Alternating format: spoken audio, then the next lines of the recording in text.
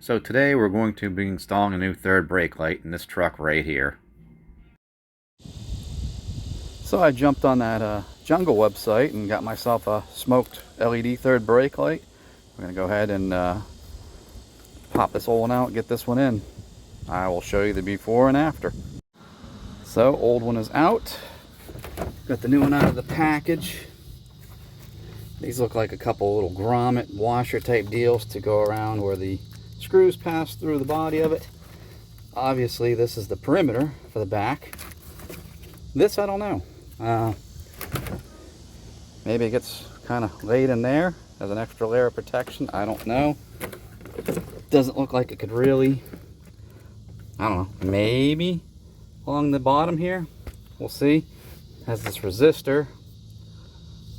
I was reading if they don't have that, some of these don't work. So factory style plug. Go ahead and get it popped in there. So there it is, all installed. All you need is a Phillips screwdriver to install it. That wider strip I ended up sticking to the inside, kind of the double panel on the cab, so that I'm assuming it's so that piece with the resistor doesn't rattle around and make a bunch of noise. That's all I could figure. I went with smoked. Some people may be out on, the jury out on that, me too, but this truck's two-tone, so this dark shadow gray is not staying. It's the color I really want the whole truck to be, but the door jambs and underhood's already black, so likely the whole truck's going to go black in the future. So enough about that. We'll show you right now the before and after. So this is the before, starting with the cargo light.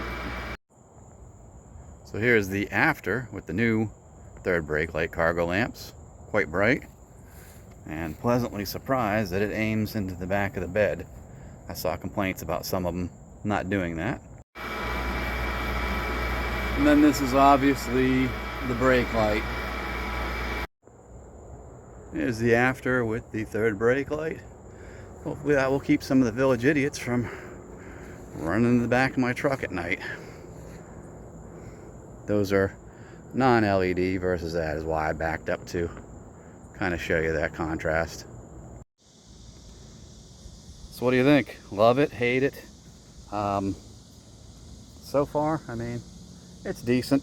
We'll see how when the truck's all black, I think it'll blend in better. And if you'd like to pick one up, there's going to be a link in the description, and in the it'll be the first comment. So go ahead and check that out if you're interested.